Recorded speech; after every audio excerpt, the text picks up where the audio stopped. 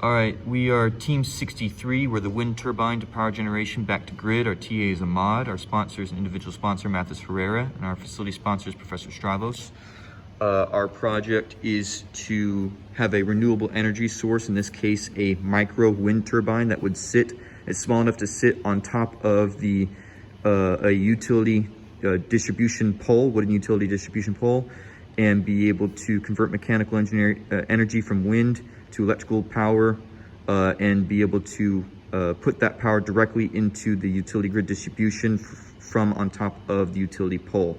The different team members are Rolando Garcia, who is our distribution, Adrian Loretta, who is our application, Jason Conchu, who has been doing our sensors, and then myself, who's been doing the power generation. We're also partnered with a mechanical engineering team who's doing a theoretical only part of the project. They are designing but not building the actual blades for the wind turbine, as well as the mounting system and the housing system. Right now, we're going to start off with power generation. So we got a motor hooked up to the generator. Get her going. Beautiful. So the power generator is basically using Faraday's law, which has, basic law of electromechanics, where electromagnetism, where coils of wire that are influenced by a magnetic field will produce a current. And so as of right now, this is the voltage I'm getting. In order to get my current, I'll have to kind of disconnect it from the rest of the system, so I'm going to show the current at the end of it. But right now, this is the voltage I'm getting. So we got power generation here, and then we're going into distribution, which is Rolando. Okay.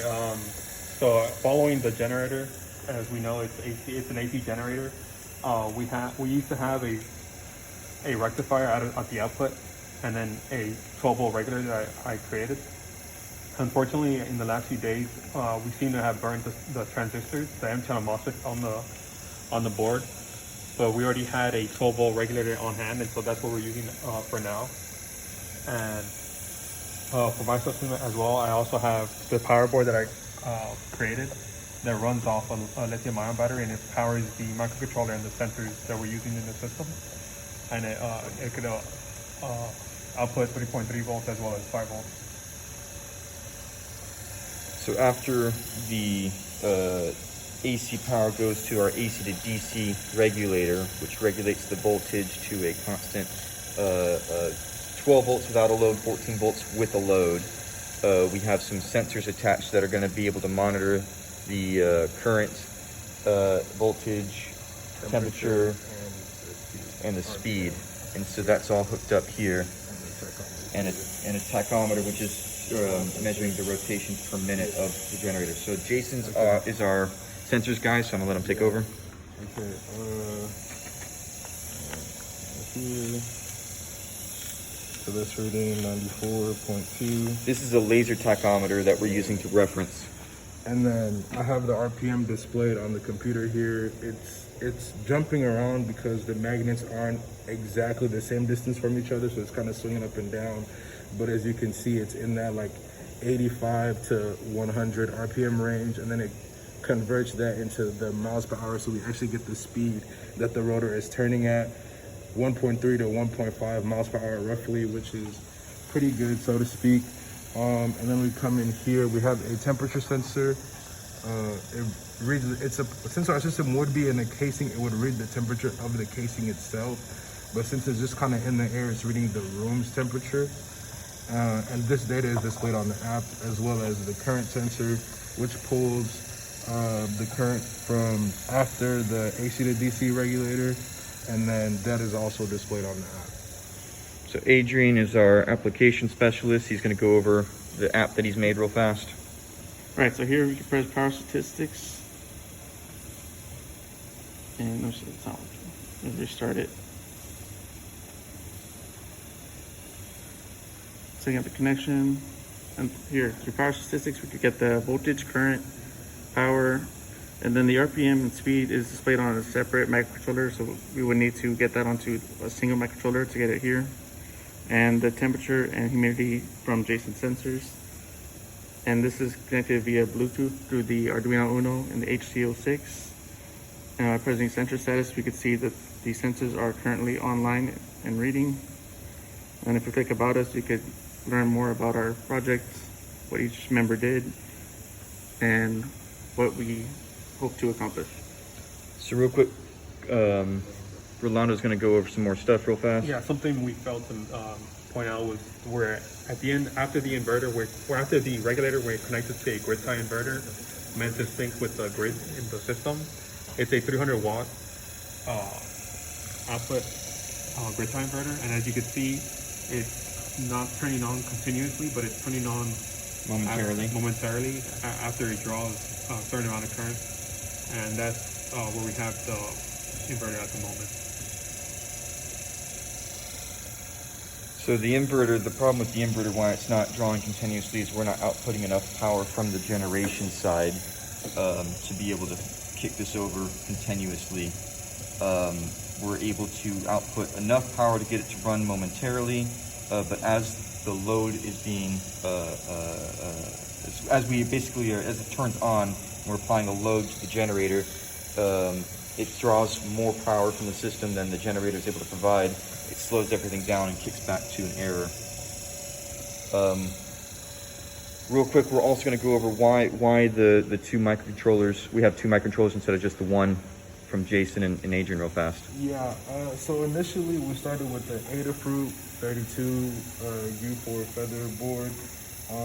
So all the sensors were working on there, but it wouldn't allow us to have our Bluetooth connection. So in the end, Adrian switched to the Arduino Uno and essentially figured out the whole thing. So our system transmits data to the application, but the Hall sensor does not work with the Arduino Uno.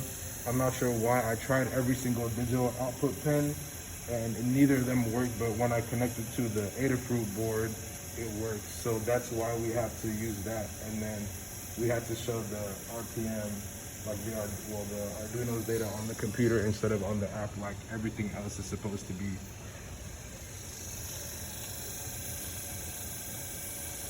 So real quick, we're gonna switch over to the generator showing us both voltage and current, and I'm gonna let one of these other guys talk about all of that. Rolando. Okay, so we can kind of from the top, power generation will operate with an efficiency of at least 80%. Ethan? Individual components, and we'll show that here in a moment, individual components are operating within 80%, but because we're not actually able to get this to run continuously, we're not able to show that the power generation from beginning to end is at 80% in one continuous piece. Also, our power generation is going to be a lot lower than what we expected, which is part of the problem with this, is why it's not running continuously. So actually, you can see as I've reduced the speed on this a little bit, and now we're throwing errors for longer than we were throwing for runs. But if I increase the speed a little bit of the motor, let it catch up, we're throwing a run a little bit. It switched it over to like it's trying to activate a little bit more frequently. So we'll work on being able to show the power efficiency across each of the individual systems here in a minute. Okay, and then next, the system will operate within rated wind speeds. That should be correct as well. Right now, we're kind of running it way faster than a regular wind turbine would spin, so that should be a pass. The total mass will not exceed 35 kilograms. That's also a pass. Total volume defined by the main team, 1.5 cubic feet. That's more so on the mechanical team. So from what my understanding, it's a pass. Mounting information provided by the mechanical engineering team.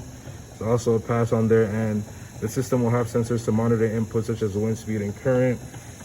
Yeah, we have the tachometer, which would be reading the RPMs to convert that into wind speeds. The current sensor, which pulls current from after the regulator to the grid tie inverter. Sensors and microcontroller will operate off the lithium-ion battery. So the battery is here, and as you can see, the microcontroller is powered by the battery. This is the cable coming in. It's on. The sensors are on as well. Use of app to monitor system. Yeah, I mean, we showed it earlier, but yeah, we can just show it again.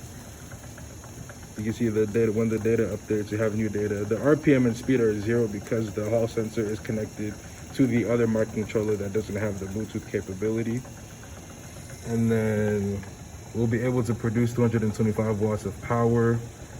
Was a fail.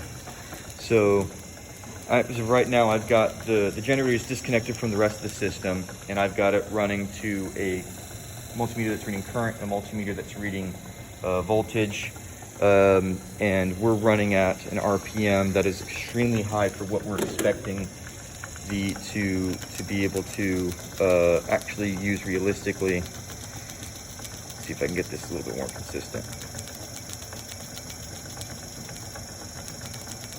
Why is that not getting consistent? 450. Yeah, 450. So extremely high RPM for what we're wanting to get, and I can even crank this up higher. So we're able to get extremely decent voltage out of the generator. This generator is actually now connected up to a DC, AC to DC rectifier that we were. This is a 400 watt AC to DC rectifier that was originally being used on the regulator before we pried it. And we're able to get, what is this, 104 volts at 1 amp. So that's not 225 watts. And that's at, I mean, we're cranking this thing as, you know, probably as fast as we were wanting to go. So it is a fail on the 225 watts of power, and it's going to be a fail for the you know, the system can operate at the rated wind speeds, but it's not producing 225 watts of power at those correct wind speeds. Next, the data output sensor Android application from my controller. We showed that a couple of times previously in the video. The system functions at sea level to 1,000 feet above sea level. We're unable to test it because the mechanical engineering team is not actually building any of their parts, so there's no way for us to test that. The next part is for the housing and enclosure. The mechanical engineering team has defined what they're going to be using theoretically for a housing and enclosure, and that we're supposed to abide by. It's up here, these particular measurements in terms of weight, which is 35 kilograms, and volume, which is 1.5 cubic feet, which we are well within those different measurements. The mechanical engineering team is wanting to use a transformer casing as their housing unit, and we were unable to get our hands on a transformer casing to be able to put all of our stuff into the housing unit. So the mechanical engineering team has defined that that's what they're wanting to use, and because those things are already weight rated for electrical protection as well as weather hazards and stuff like that, we're gonna assume that that would be a pass, but we're not actually we were not going to be able to put all of our stuff into a housing system right now. So lastly, some improvements that could be made. I tried getting more magnets, increasing the magnetic flux across my coils in order to increase my total output power. I was struggling with this because the magnets are interacting with one another, and they are magnetizing to themselves and to the stator, which would prevent this from spinning. I tried to 3D print a retention system earlier in the semester, and was unable to do so because the EDC did not think that the 3D print would be structurally sound. And so I've been trying to just put whatever I can on there to keep the magnet stable, and it's gotten to the point where I can't add any more magnets without getting some other machined piece to hold them together. Some other different things that we could have done to improve the system in terms of sensors and application. In terms of the sensors, pretty straightforward. Just connecting the Hall sensor to the Arduino Uno. Probably spend more time troubleshooting that, but switching between my controls was kind of late.